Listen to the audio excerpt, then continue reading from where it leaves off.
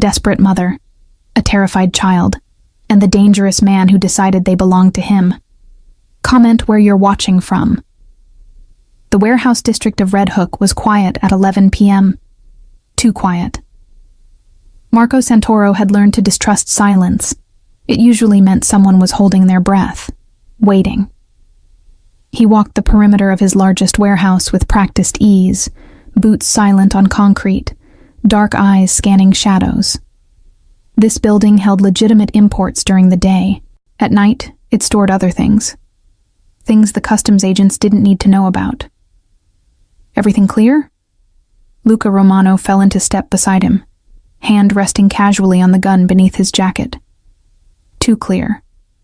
Marco stopped at the corner of the building. You feel that? Feel what? Someone's here. Luca's hand moved to his weapon. 20 years working together had taught him not to question Marco's instincts. Where? Back entrance. Stay behind me. They moved around the building. The rear loading dock was shrouded in darkness. The single security light shot out 3 nights ago. Marco made a mental note to have it replaced. Again. Then he heard it. A sound that didn't belong. Soft. Broken. The kind of crying someone does when they're trying desperately not to make noise. He raised his hand, stopping Luca. Listened harder. There. Behind the dumpster. Someone was hiding. Marco drew his weapon, approaching slowly. Come out. Now. The crying stopped. Silence. I said come out. I know you're there. Please. A woman's voice. Hoarse. Terrified. Please, we're leaving. We didn't take anything. We just needed somewhere to... Show yourself. Movement. A figure emerged from behind the dumpster, backlit by distant streetlights. A woman, holding something. No, someone. Against her chest. Marco's grip on his gun relaxed slightly. Step into the light. She limped forward, and Marco's jaw tightened. Even in the darkness, he could see she was hurt. Her face was swollen on one side, clothes torn, arms wrapped protectively around. A child. A boy, maybe 7 or 8, clinging to his mother like she was the only solid thing in a world that had just shattered. Madre di Dio. Luca breathed behind him. Marco holstered his weapon immediately. Who did this to you? The woman flinched at his voice. No one. We're fine. We're leaving. You can barely stand. I can manage. She tried to take a step, stumbled. The boy whimpered, clutching tighter. Marco moved forward instinctively. Don't come closer. She backed up, nearly falling. Please, we don't want trouble. We'll go. I promise we'll... Signora. Marco stopped, keeping his distance, hands visible. I'm not going to hurt you. Everyone says that. Fair point. Marco studied her carefully. Mid to late 20s. Dark hair matted with blood on one side, eyes that had seen too much. Protective stance, even though she was injured. Fighter, not victim. And the boy. Thin, dark-haired, face pressed into his mother's shoulder. One arm hanging at an odd angle. Something cold and furious settled in Marco's chest. How old is he? His voice came out softer than intended. The woman's eyes narrowed. Why? Because his arm is hurt, and you can't protect him if you pass out from blood loss. I'm not... You have a head wound. You're favoring your left side. Your right ankle can't hold weight. Marco gestured to Luca. My associate here is going to call a doctor. A real one. Discreet. He'll look at both of you. We don't need... Yes, you do. Marco crouched slowly, making himself smaller, less threatening. Look, I don't know who you're running from. Don't care. But you stumbled onto my property, which means you're my responsibility now. Under my roof, under my protection. Old rule. I don't break it. The woman stared at him. weighing options, probably wondering if the devil she knew was worse than the devil in front of her. The boy shifted, whimpered again. That decided it. "One night," she said finally. "Then we leave." "One night," Marco agreed, knowing it was a lie. The second he saw that kid's face, he knew they weren't leaving. Not until he fixed whatever had broken them. "Luca, the car. And call Dr. Ricci. Tell him it's urgent." Luca hesitated. "Boss, we don't know who they are. Could be... Look at them." Marco's voice was steel wrapped in velvet. "Do they look like a threat? They could be bait. Rivals could have... No rival would hurt a child like that to get to me. And if they would, they're about to learn why that was a mistake." He looked at Luca. "The car. Now." Luca left, phone already to his ear. Marco turned back to the woman and child. He moved slowly, telegraphing every motion. When he got close enough, he could see the full extent of the damage. Her eye was swelling shut. Blood matted her hair above her left ear. The boy's arm was definitely injured, possibly broken. "What's his name?" Marco asked gently. The woman hesitated. "Noah.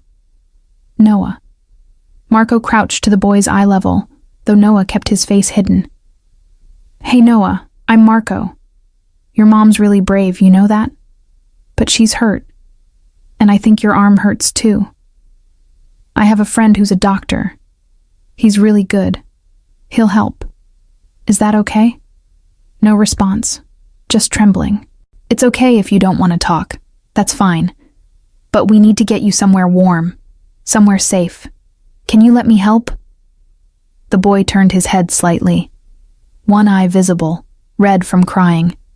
Looking at Marco like he was trying to decide if this was another trap. Marco held his gaze. Steady. Patient. The kid had been through hell. He could take his time deciding. Finally barely audible. "Okay. Good man." Marco stood slowly. "Can you walk?" he asked the mother. She took a step, gasped, nearly collapsed. Marco caught her automatically, careful not to jostle Noah. "That's what I thought. Luca's bringing the car around. Can you make it that far if I help?" She wanted to refuse. He could see it in her eyes, pride fighting necessity. But Noah was hurt, and she was fading fast. "Yes," she whispered. The SUV pulled up, black and unremarkable. Luca opened the back door. Marco helped the woman inside, Noah still clinging to her. The boy's eyes darted to every shadow, every movement, hyper-vigilant, looking for the next threat.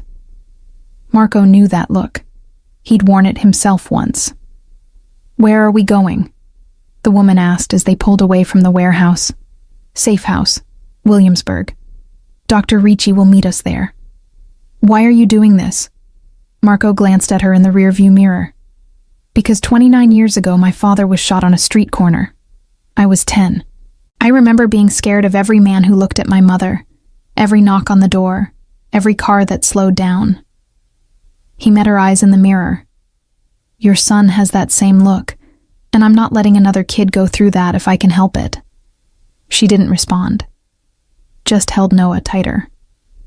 The safe house was a fourth-floor walk-up, nondescript building, neighbors who minded their own business. Marco had 6 of these scattered across Brooklyn, places to hide, to heal, to disappear if necessary. Dr. Ricci was already waiting, medical bag in hand. 60 years old, steady hands, and a healthy respect for patient confidentiality that Marco had cultivated over many years. "Upstairs," Marco said quietly. He carried Noah this time. The boy was too exhausted to protest, the mother too hurt to object. The apartment was simple, clean. Furniture that no one would miss. 2 bedrooms, 1 bathroom, kitchen stocked with non-perishables. Everything someone on the run might need. Dr. Ricci got to work immediately. "The boy first." "No." The woman's voice was firm despite her injuries. "Check him. Make sure he's okay. Then me." Signora, you have a head wound. Him first. Dr. Ricci looked at Marco, who nodded. The kid first. They took Noah into the bedroom. He cried when the doctor touched his arm, bit his lip bloody trying not to scream. His mother sat beside him, holding his good hand, whispering things Marco couldn't hear. Marco stood in the doorway, watching. Luca had positioned himself by the front door, on guard. Badly bruised, not broken, Dr. Ricci announced finally. But it needs to be immobilized. He'll need to wear a brace for a few weeks. Fine. The woman's relief was palpable. Whatever he needs. The doctor applied the brace carefully. Noah had stopped crying, but his eyes were glassy. Shock, probably. Or exhaustion. Maybe both. Can you give him something? Marco asked. For the pain? To help him sleep? A mild sedative. He'll rest easier. Within 15 minutes, Noah was asleep, curled up on the bed. His mother sat beside him, hand on his chest, feeling him breathe. Now you, Marco said quietly. She didn't argue this time. Let the doctor lead her to the living room, check her injuries. Cracked ribs, sprained ankle, concussion, multiple contusions. The inventory of violence. Marco stepped out onto the small balcony, needing air. Luca joined him. What are we doing, boss? Helping them. And then?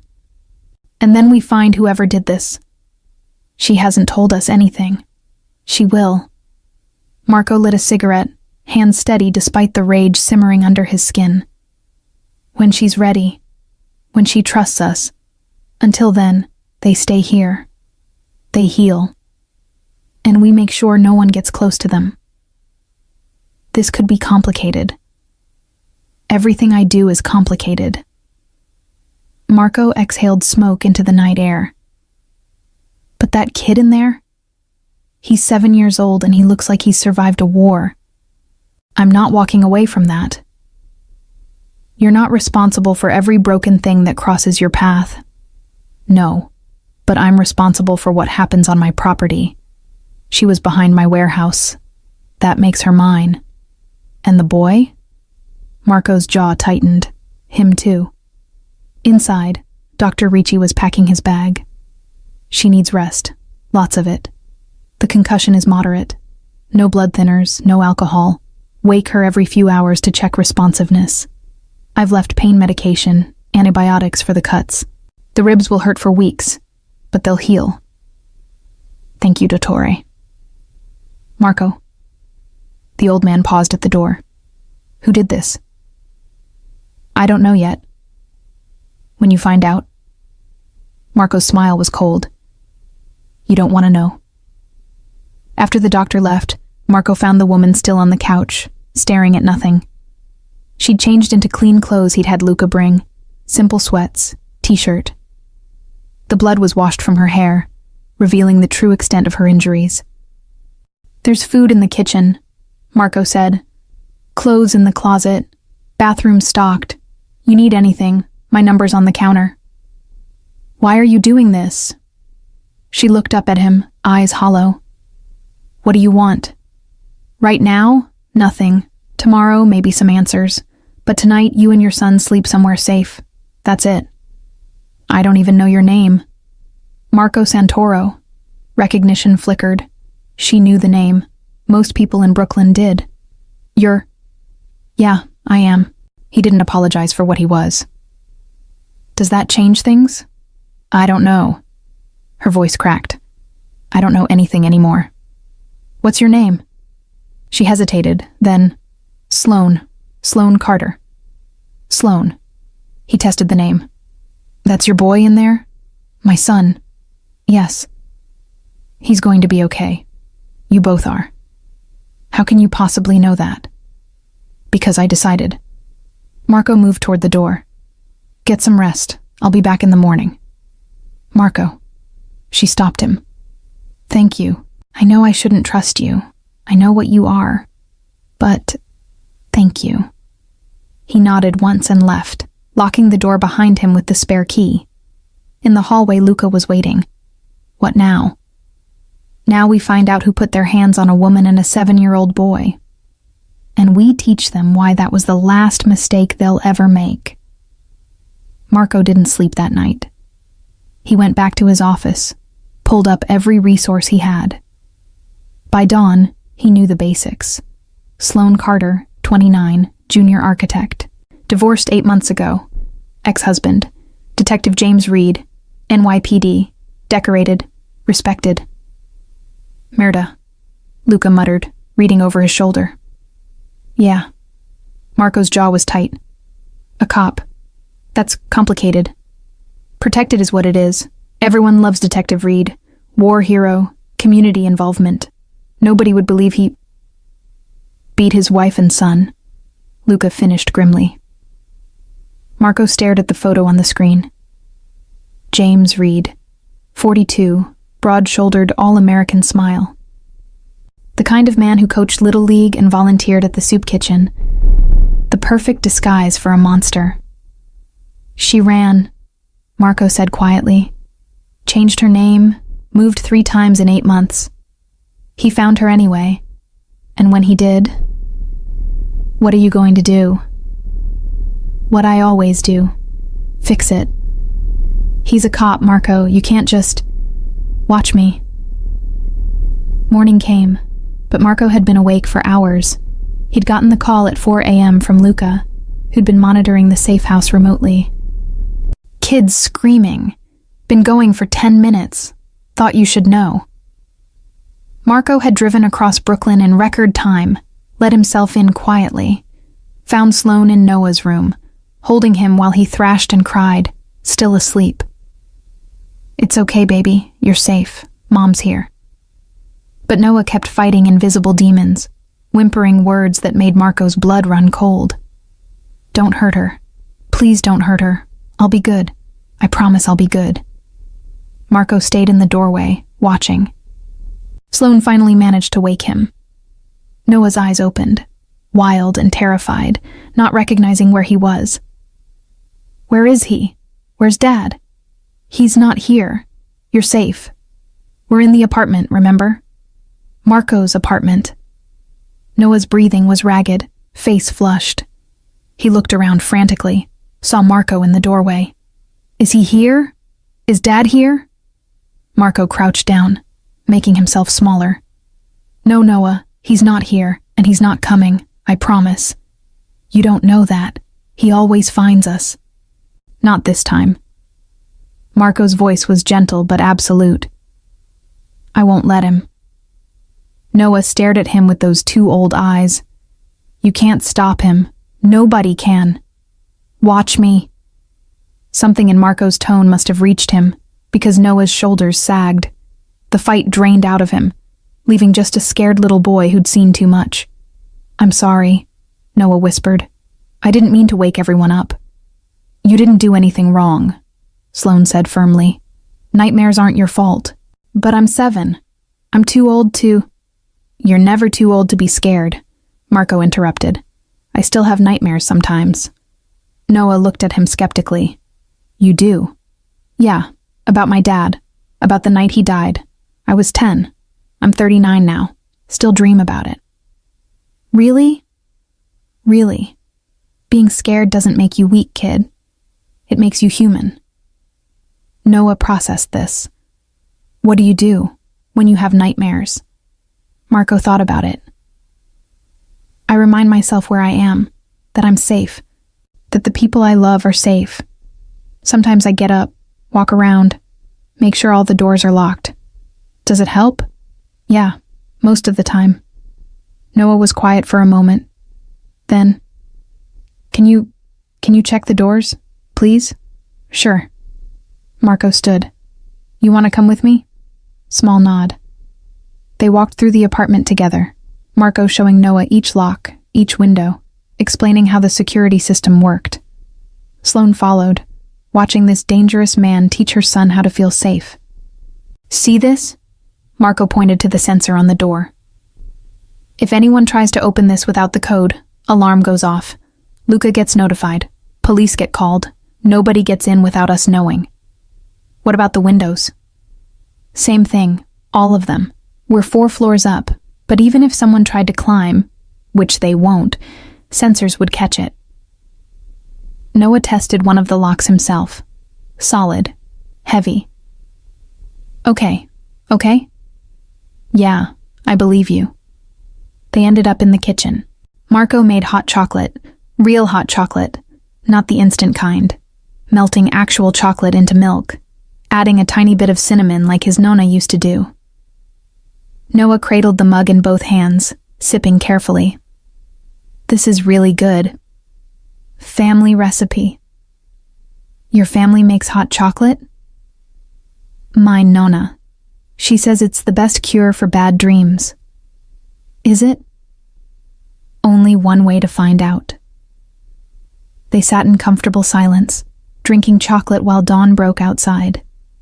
Sloane had gone back to bed, trusting Marco with her son.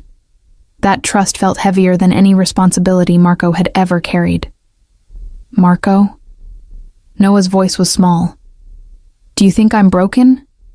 The question hit like a fist. What? Because of Dad. Because I'm scared all the time. Because I have nightmares. Do you think I'm broken? Marco set down his mug, turned to face the boy fully. Listen to me, Noah. You are not broken.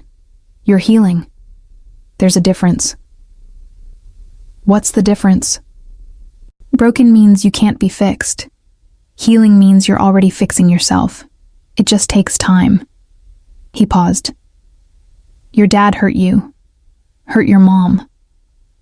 That's not your fault. The nightmares, the fear, that's your brain trying to process what happened, trying to make sense of it. That's not broken. That's normal. Normal. Yeah. If you weren't scared after what you went through, that would worry me more. Noah absorbed this. You really think I'll get better? I know you will. You're already braver than most adults I know. I don't feel brave. Brave isn't not being scared. Brave is being scared and doing it anyway. You were terrified last night, but you tried to protect your mom. That's brave. I didn't really protect her. Dad still hurt her. You tried, that's what matters. And you know what? You'll never have to try again, because I'm going to make sure your dad never gets close to either of you. Promise? Promise. Noah finished his hot chocolate, set down the mug. Thank you. For the chocolate, and for checking the locks, and for being nice to me. You don't have to thank me for being nice to you, kid. That's just basic human decency. Dad wasn't nice. Even before the hitting. He yelled a lot, made Mom cry. Marco's jaw tightened, but he kept his voice gentle. Well, I'm not your dad. I know. Noah looked at him with those serious eyes. You're better. By the time Sloane woke up at 8, Noah was asleep on the couch, curled up under a blanket Marco had found. Marco was at the table, laptop open, researching Reed's history. Sloane saw her son sleeping peacefully and nearly cried.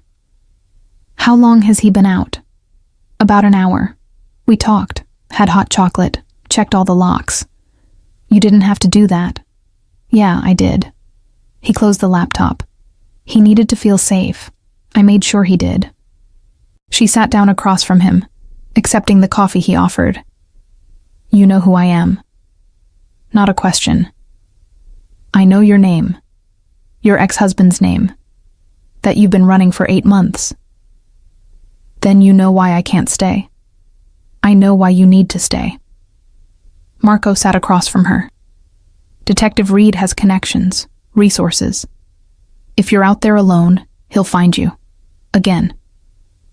And if I'm here? With you? That's supposed to be safer?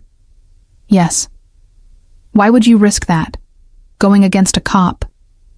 Marco's expression was unreadable. I don't like bullies, especially ones who hurt kids. You're a criminal. I am, but I have rules, and one of them is simple. You don't touch women. You don't touch children. And you sure as hell don't touch both and get to walk away like nothing happened. Sloane studied him, this dangerous man offering protection. What do you want from me? Nothing you're not willing to give. Stay here. Let me handle Reed. Let Noah heal. Let yourself heal. And then we'll see. A sound from the bedroom. Noah was awake. Sloane was up immediately, moving despite her injuries. Marco followed. Noah sat up in bed, looking around wildly. Mom? I'm here, baby, right here. She sat beside him, pulled him close. How do you feel? My arm hurts. I know, but it's going to get better. The doctor said so. Noah's eyes found Marco in the doorway. He tensed. Marco stayed where he was. Hey, Noah. Remember me from last night? Small nod. I brought breakfast. You like pancakes? Another nod. Smaller. Good. I'll heat them up. You take your time. He left them alone.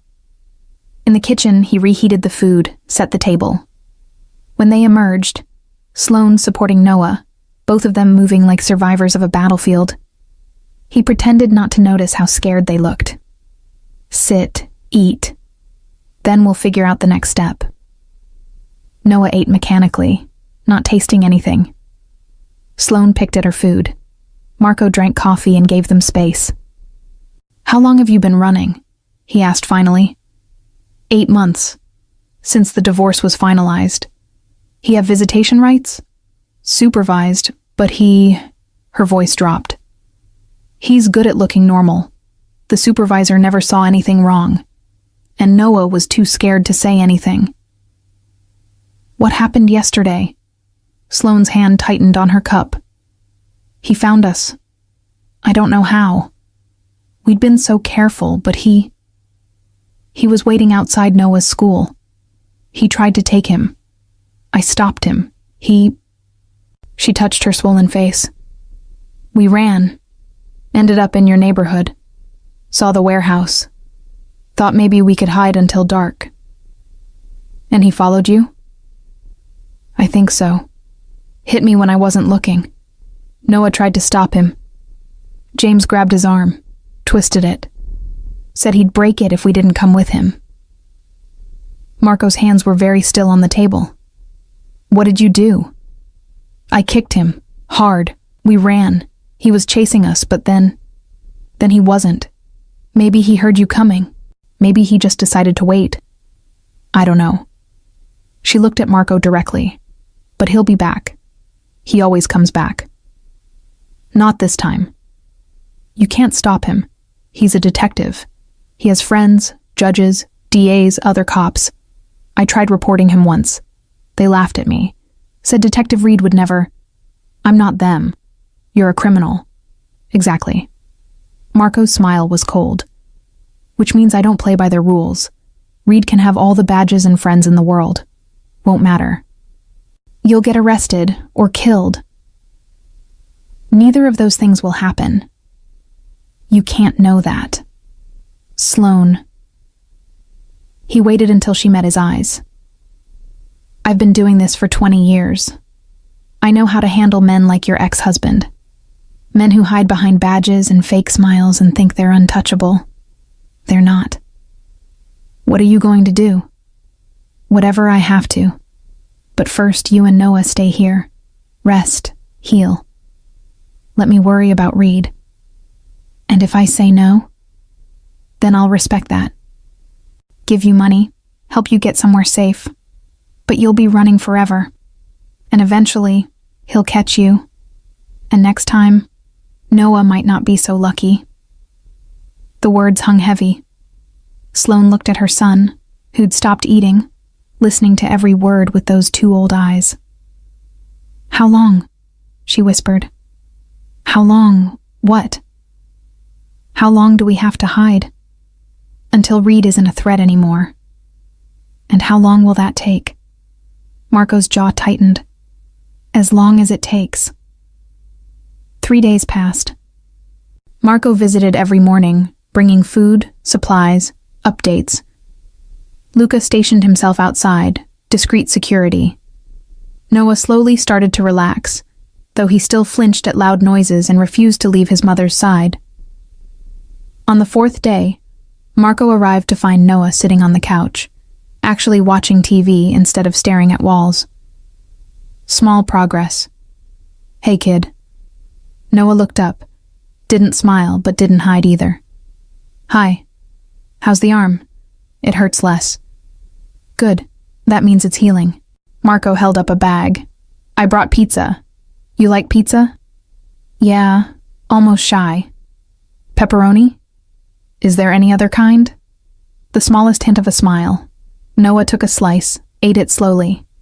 Marco sat on the other end of the couch, giving him space. "What are you watching?" "Cartoons. The superhero one." "Which one's your favorite?" Noah considered this seriously. "The one who can talk to animals." "That's a good one." "Why him?" "Because animals are nice." "They don't." He stopped. "Don't what?" "Don't hurt you," whispered. Marco's chest tightened. "No, most of them don't. My dad hurt Mom, and me.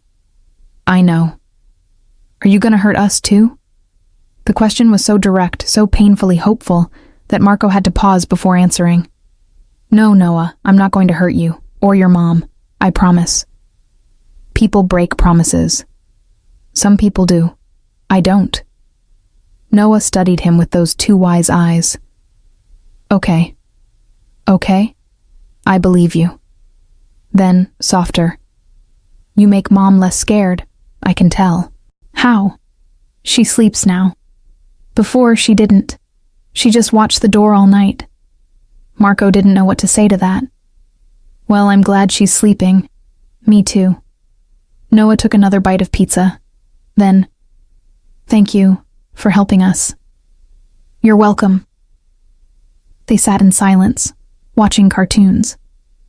Sloane emerged from the bedroom, saw them together, something in her expression shifting.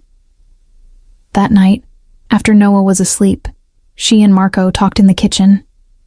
Real conversation, not just questions and answers. "He likes you," she said. "He's a good kid. He is, despite everything James did to him." She wrapped her hands around a mug of tea.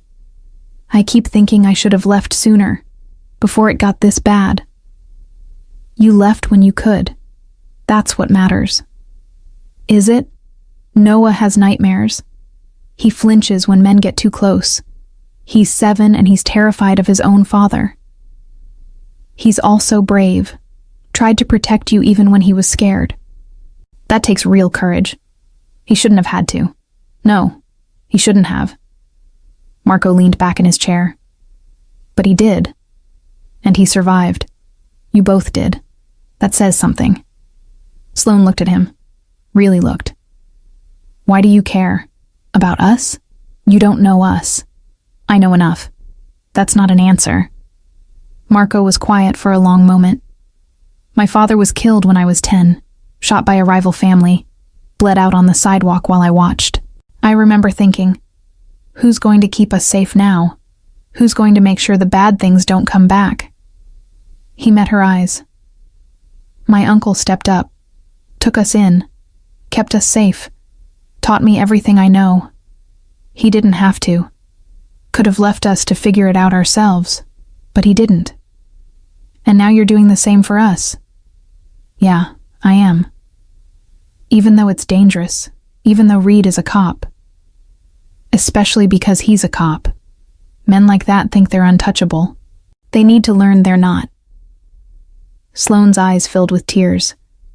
"I'm so tired of being scared." "Then stop being scared. Let me handle it." "What are you going to do?" "What I do best. Make problems disappear." "I don't want you to kill him."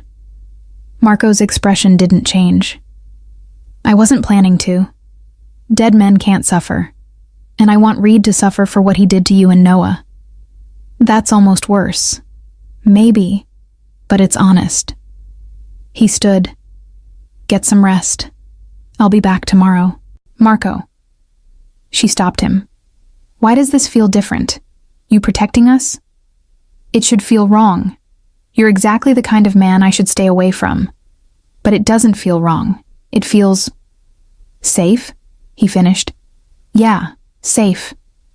Because it is. For you. For Noah. He touched her shoulder briefly. Both of you are mine now. I protect what's mine. That became his refrain. Both of you are mine now. Said it when he brought groceries, when he checked the locks, when Noah fell asleep on the couch and Marco carried him to bed without being asked. 2 weeks in, Marco's uncle, Don Carlo Santoro, demanded a meeting. What's this I hear about a woman and child? The old man sat behind his massive desk, cigar smoke curling around him. They needed help. And you gave it? Yes. Why? Because it was the right thing to do. Don Carlo studied his nephew. Her ex-husband is a cop. I know. You're starting a war you don't need. I'm protecting 2 people who can't protect themselves. That's not our business. It's my business. Marco's voice was respectful but firm. And I'm handling it. The old man sighed. You're thinking with your heart, not your head. Maybe. But my heart is telling me this matters. The woman.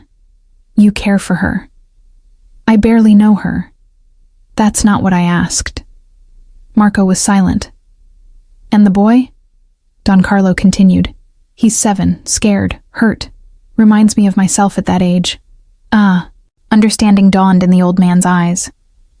You see yourself in him. I see what I could have been if you hadn't stepped in. So you step in for him. Yes. Don Carlo was quiet for a long moment. Then, handle it carefully. Reed has friends. Make sure when he falls it looks natural. I will. And Marco, if you're going to claim them, both of them, be sure. Don't let them go halfway. That's cruel. I'm sure. Then bring them to Sunday dinner. Let Nonna Teresa meet them. If you're making them family, let the family decide. That's how, 3 weeks after finding them bleeding behind his warehouse, Marco found himself driving Sloane and Noah to his grandmother's house in Carroll Gardens. Are you sure this is a good idea? Sloane asked nervously. Nonna insisted. What if they don't like us? They will. How do you know? Because I like you. That's enough for Nonna. Noah was quiet in the back seat, looking out the window. He'd started speaking more, laughing occasionally. Still nightmares, still fear, but healing. Marco could see it happening in real time. The brownstone was exactly what Sloane expected. Old, well-maintained, alive with the sounds of family. They could hear voices from the street. How many people? Sloane asked faintly. 15? 20? Hard to say. People drop by. Marco, you'll be fine. I promise. He wasn't wrong. Nonna Teresa took one look at Noah and immediately claimed him. Talking to him in rapid Italian even though he didn't understand, pulling him into the kitchen, showing him how to make pasta. Gia, Marco's sister, took Sloane under her wing. Don't worry. Nonna adopts everyone. You're family now. We're not. Marco brought you here. That makes you family. End of discussion. Dinner was chaos. Beautiful chaos. Noah ended up sitting between Nonna and Marco, actually laughing at something Gia's daughter said. Sloane watched her son, her traumatized, scared son, being a child again. She found Marco's eyes across the table. Mouthed, "Thank you." He just nodded. After dinner, while Noah played with the other children in the living room, actual playing, not just sitting silently, Marco found Sloane on the back porch. "He's happy," she said quietly. "Yeah. I forgot what that looked like. You'll see it more. I promise." She turned to face him. "Marco, what are we doing? This..." She gestured between them. "Whatever this is. What happens when Reed is dealt with? When we don't need protection anymore? Is that what you want? To leave when it's over? I don't know what I want. 2 months ago, I was running for my life. Now I'm at a family dinner with a man who... She stopped. Who what? Who makes me feel things I shouldn't feel? Marco stepped closer. Like maybe I could stop running. Like maybe there's a place where Noah and I could actually be safe. Like maybe... She looked up at him. Like maybe we could be happy. You could be happy, safe, both of you. With you, if you want. I barely know you. Then get to know me. You're a criminal. I am. You hurt people. I do. You live a dangerous life. That's true. So why do I want to stay? Marco touched her face gently, mindful of the fading bruises. Because you know I'd never hurt you. Either of you.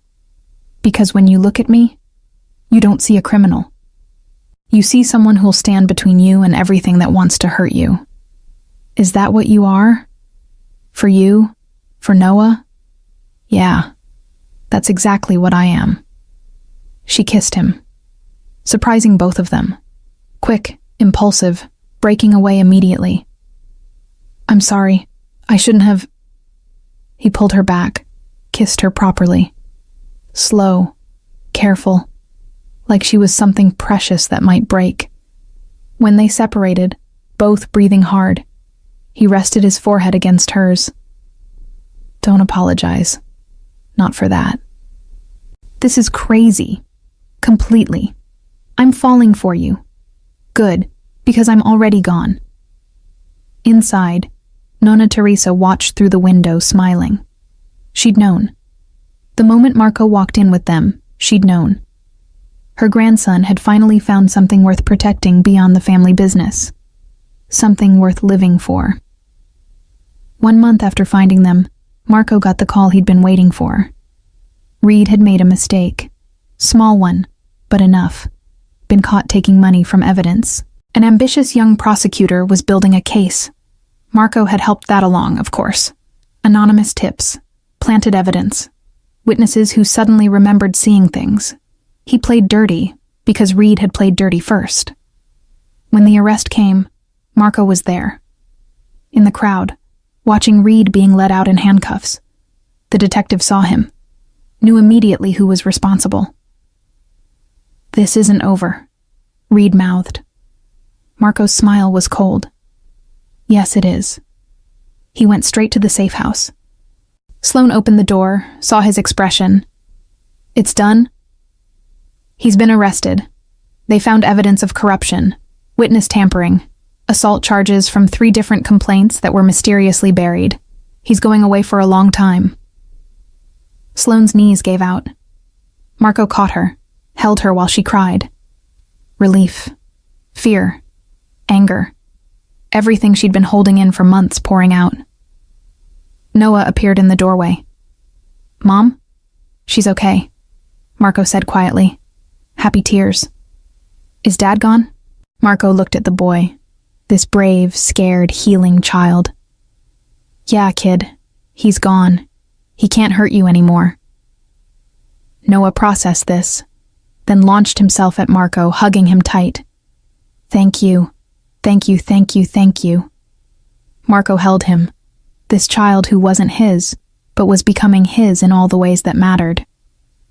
You're welcome, Noah. Can we stay with you, please? If your mom wants to. Noah turned to Sloane. Mom, please, can we stay? I like it here. I like Marco. I like Nonna and Gia and... He was crying now. Please. I don't want to run anymore. Sloane looked at Marco over her son's head. This dangerous man who'd saved them, protected them, made them feel safe for the first time in years. Yeah, she whispered. We can stay. 6 months later, Sloane and Noah moved out of the safe house and into Marco's brownstone. 3 bedrooms, big kitchen, backyard where Noah could play. Normal, except for the armed guards who checked the perimeter twice a day. Noah thrived. Started therapy, started school, started being a kid again. Still had nightmares, but they were getting less frequent. Still flinched sometimes, but Marco learned his tells, learned how to make him feel safe without making him feel babied. One night, Marco was working in his study when Noah appeared in the doorway. Past midnight, the kid should have been asleep. "Hey, buddy. Bad dream?" "No." Noah shifted awkwardly. "I couldn't sleep. Can I stay in here? Just for a bit?" "Sure, come on." Noah climbed into the chair across from Marco's desk, curled up, watched him work for a while in silence. "Marco? Yeah? Why do you do this? The mafia stuff?" Honest question. Deserved an honest answer. "It's the family business. What I was born into. What I know." "But it's bad, right? What you do? Some of it. Yeah. Does that make you bad?" Marco set down his pen. I think people are complicated. I do bad things sometimes. But I try to follow rules. Try to protect people who need protecting. Try to be better than the people who came before me. Like how you protected us? Yeah, like that. Noah thought about this. My dad was supposed to be good. He was a cop. But he was bad. Really bad. Some people hide who they really are. But you don't hide. You just are. I guess so. I like that. That you don't pretend. Marco's throat tightened. Thanks, kid. Marco, can I ask you something? Anything. Are you gonna stay? With us? Forever? Planning on it. Why? Because... Noah's voice got very small.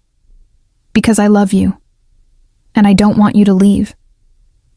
Marco crossed the room, crouched in front of the chair. Noah, listen to me. I'm not going anywhere. I love you too. You and your mom. You're mine. My family. You understand? Really? Really? Even though I'm not yours. Like, not really. You are really. Blood doesn't make family. Choice does. And I choose you. Noah launched himself at Marco, hugging him tight. I choose you too. They stayed like that for a long time. When Noah finally pulled back, his eyes were bright with tears. Can I call you something? Like what? Like... He took a breath. Can I call you Dad? Marco froze. Hadn't expected that. Didn't know what to say. You don't have to, Noah said quickly. I know you're not really my dad. I'd be honored, Marco interrupted, voice rough. I'd be so honored, Noah. Yeah? Yeah. He pulled the boy back into a hug. You can call me whatever you want, son. Son. The word felt right. Perfect. Like it had always been waiting to be said. I love you, Dad. Marco's chest hurt in the best way. I love you too, they told Sloane the next morning. She cried. Happy tears this time. Marco made sure to specify when Noah looked worried.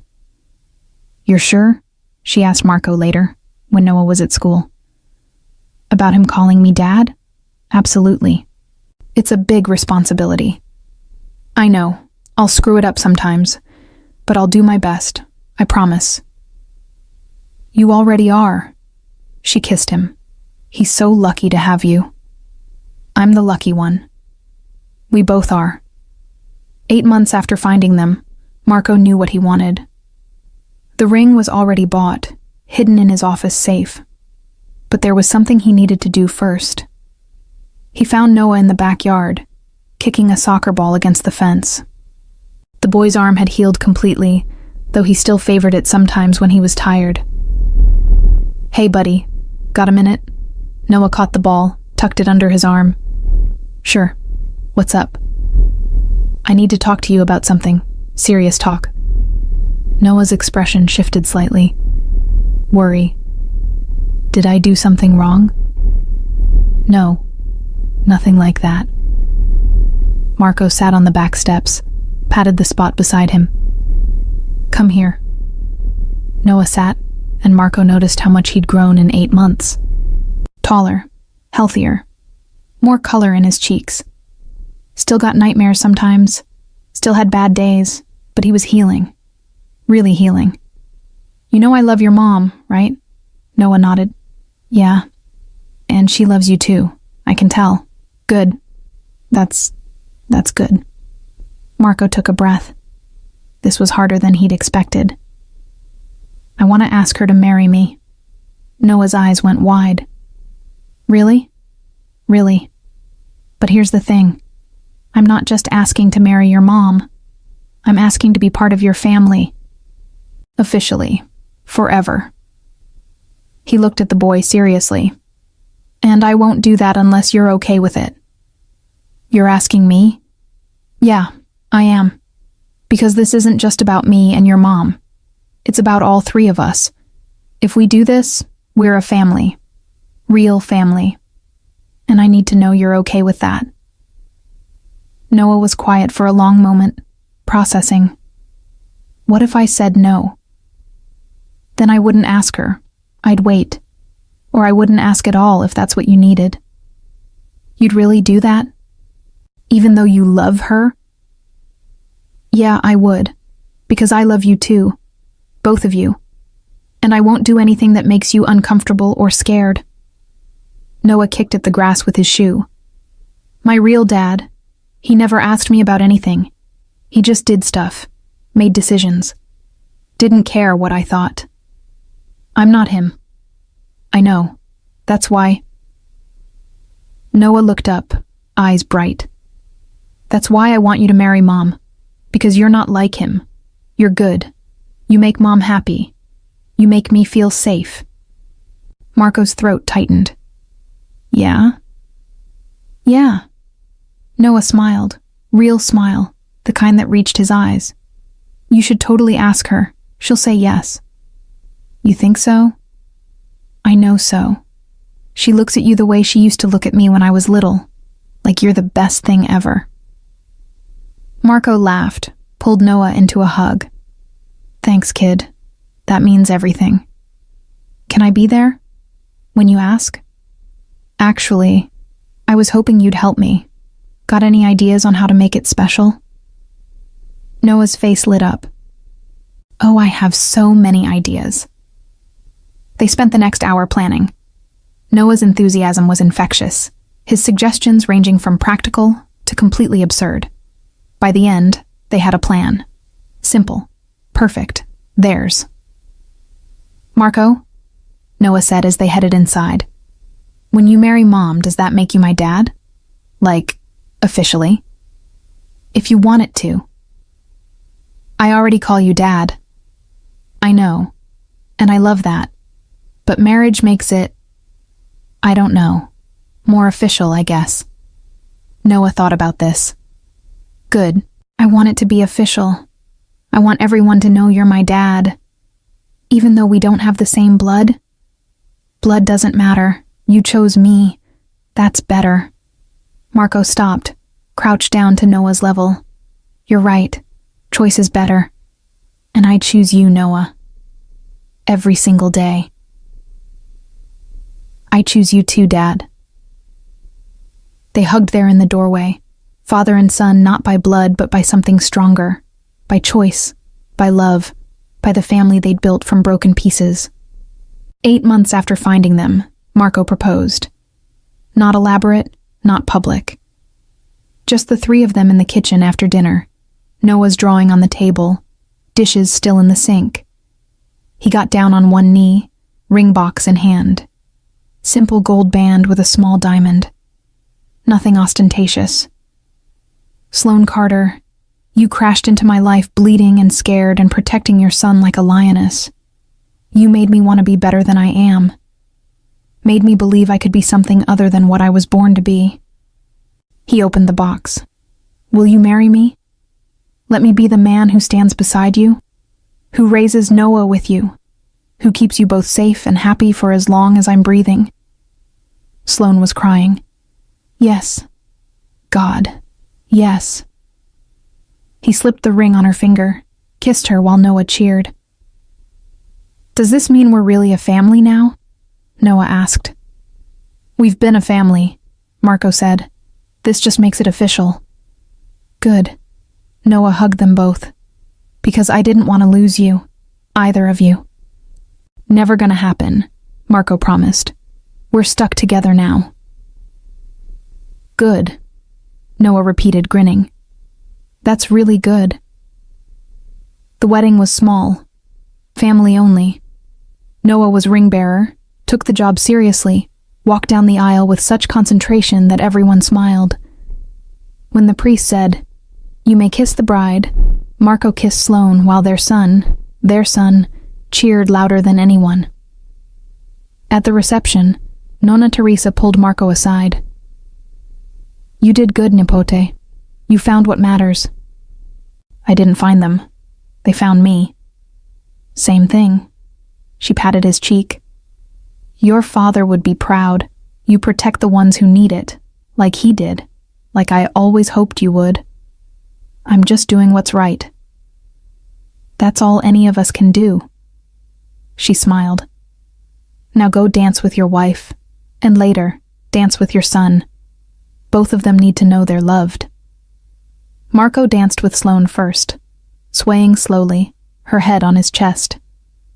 "Happy?" he murmured. "So happy I'm afraid I'll wake up." "It's real. I know. That's what scares me." "Don't be scared. Not anymore. I've got you, both of you." "I know. I trust you." "Good, because I'm not going anywhere." Later he danced with Noah. The boy stood on his feet, like kids do at weddings, laughing as Marco spun them around. "This is the best day ever," Noah declared. "Yeah?" "Yeah, because we're really a family now. Really real." "We've always been real." "I know, but now it's official. You're my dad. Mom's your wife. We're the Santoros. Actually, your mom is keeping Carter, and you can too if you want." Noah considered this seriously. "Can I be Noah Carter Santoro?" "If you want." "I want. That way I have Mom's name and your name. Both of you." Marco's eyes burned. "That sounds perfect." "I love you, Dad."